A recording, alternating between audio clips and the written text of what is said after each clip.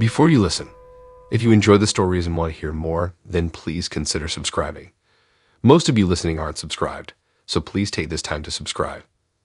Turn on notifications so you'll never miss a story and be the first to hear. You'll also be supporting me. Thank you.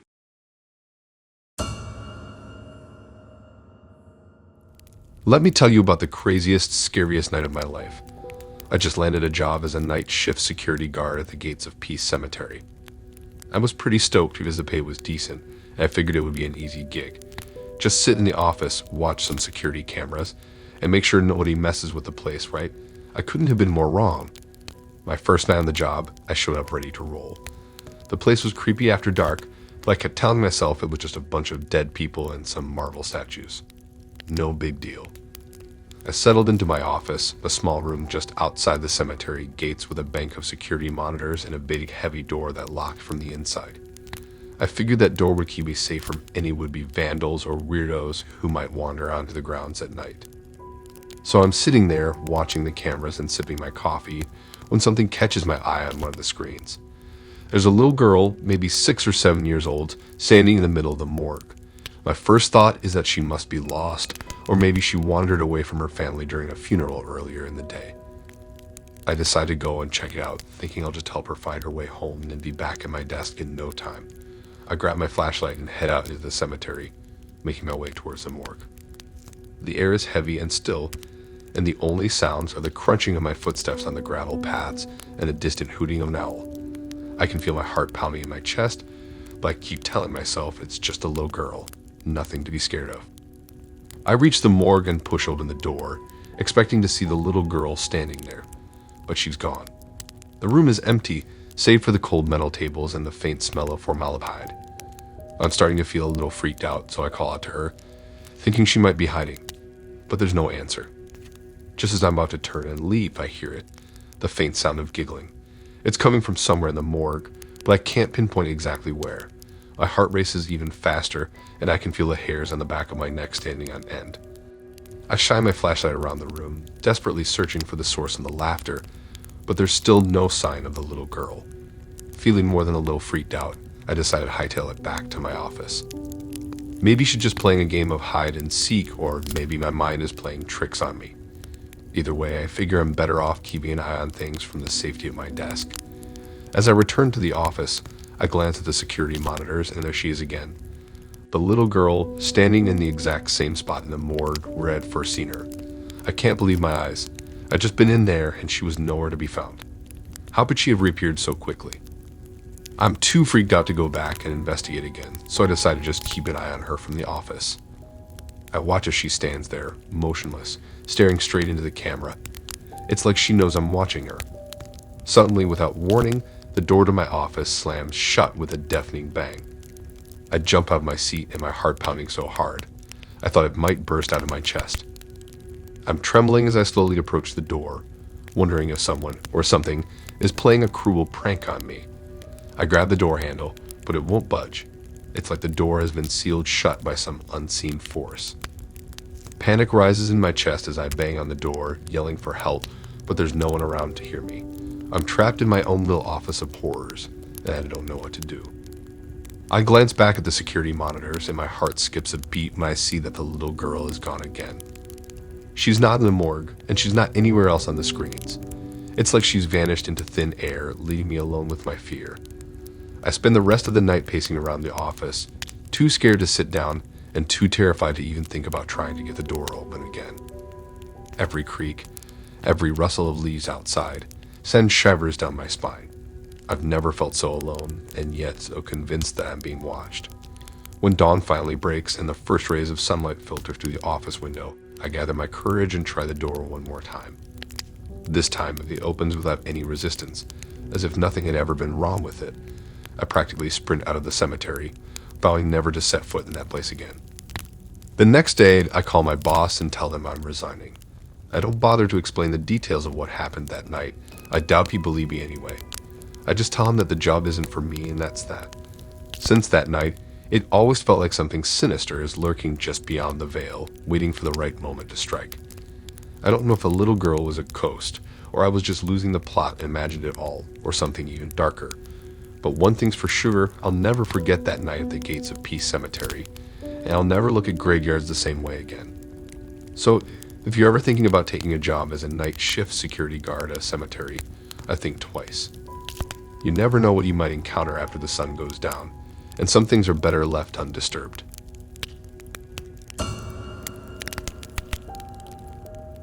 So imagine this, me and my squad, bored out of our minds on a Friday night, just hanging out and scrolling through our phones, and just chilling. We're all tired of the same old thing, so we were trying to come up with something super fun to do. That's when my friend Jake, who's always full of wild ideas, suggested we check out that old, creepy graveyard on the edge of town. Now, I know you're probably like, what? A graveyard? Seriously? But hear me out. This place was legendary with all kinds of stories about ghosts and weird stuff going on there. We were teenagers looking for a rush, so we were like, why not, right? So we made a plan to meet up at the graveyard around midnight. I grabbed a backpack and stuffed it with all the essentials. Snacks, water, flashlights, and even some glow sticks, because you never know when you'll need some rave lighting, am I right? We set off into the night laughing and joking as we headed toward the graveyard. As we got closer, things started to feel different. The air was heavy, like we were walking into something we shouldn't be messing with. We tried to brush it off and keep the mood light, but there was no denying the vibe was getting creepy. When we finally got to the graveyard, it looked even spookier than we'd imagined. There were old, crumbling tombstones, overgrown grass, and gnarly trees casting some seriously creepy shadows. We paused for a sec, wondering if we should bail, but curiosity got the best of us, and we pushed forward. Once we were inside the graveyard, we noticed how freaking cold it was. I mean, it had been a warm night, but now it felt like we were standing in a giant refrigerator. We huddled together, trying to stay warm as we shone our flashlights on the ancient tombstones. As we ventured deeper into the graveyard, we started to hear these weird noises, like whispering, but we couldn't make out any words. We all gave each other that, is it just me, or look, but the whispers just got louder and more persistent. It felt like they were trying to tell us something, and it was seriously freaking us out. We tried to ignore the whispers and keep going, but we couldn't shake the feeling that we were being watched. And that's when we saw it, a dark, shadowy figure lurking on the tombstones. We couldn't make out much, but it looked tall and skinny with long, spindly limbs. It was straight up nightmare fuel, no joke. We froze, not knowing what to do. None of us wanted to admit it, but we were scared out of our minds. The figure seemed to be watching us, and the whispers got louder and more intense. It felt like we were surrounded by angry ghosts, and we knew we had to get the heck out of there. We turned to run, but as we did, we saw something super weird on the ground. It was a pentagram, etched into the dirt with what looked like ashes. We had no clue what it meant or who had put it there, but we knew it was bad news. We booked it out of the graveyard, hearts pounding like crazy. The shadowy figure seemed to follow us, always just out of reach, and the whispers chased us through the night.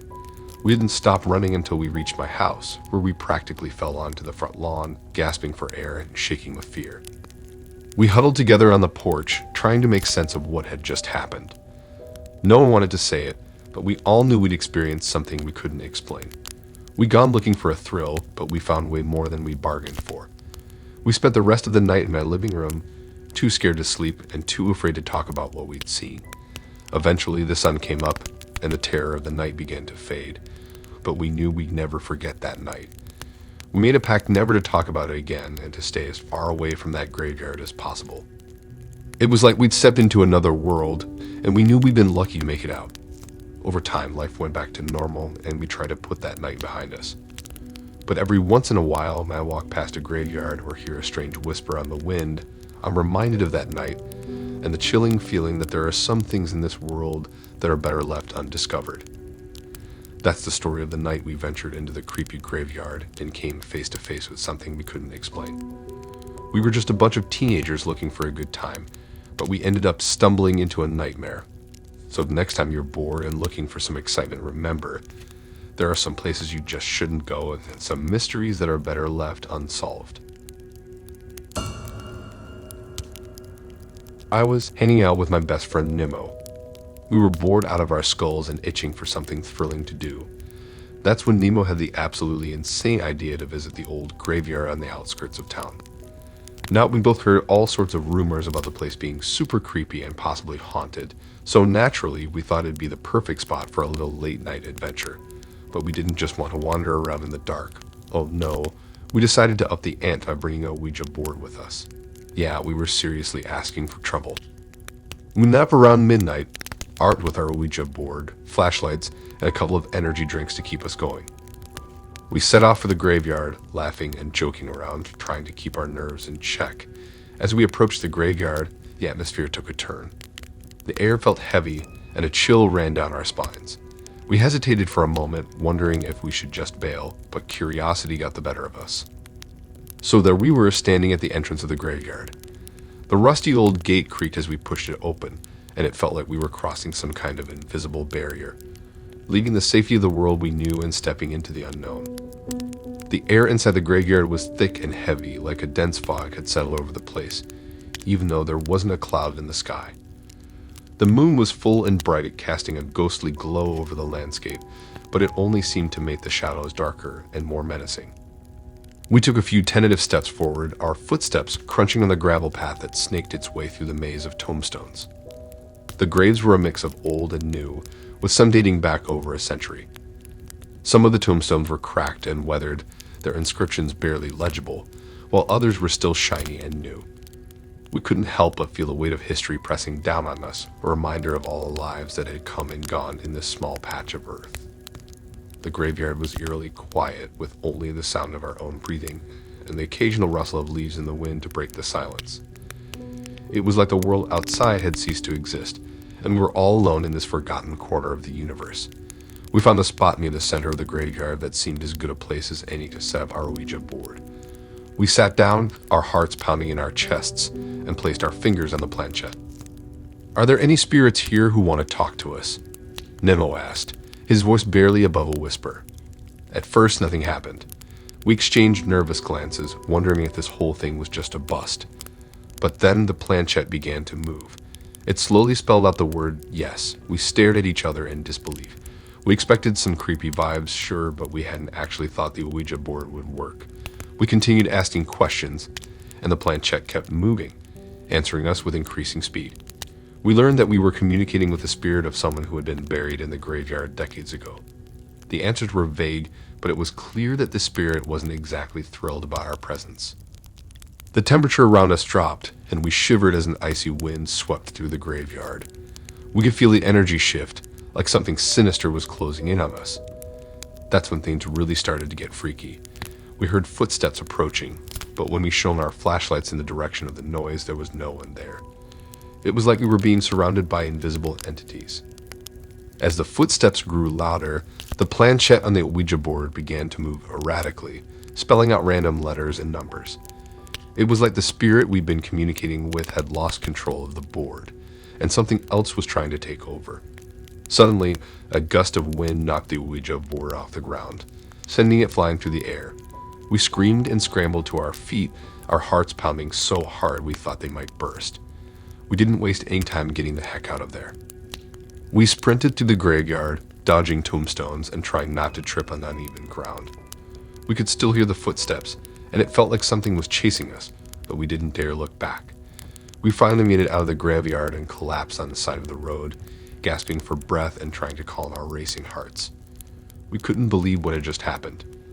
It was like we'd stepped into a horror movie, and we knew we'd experienced something neither of us would ever forget. We decided to leave the Ouija board behind, too freaked out to ever touch it again. We knew we'd messed with something we didn't understand, and we were lucky to have escaped the graveyard unscathed. For weeks after that night, we couldn't shake the feeling that something was still watching us, like the spirits we disturbed had followed us home.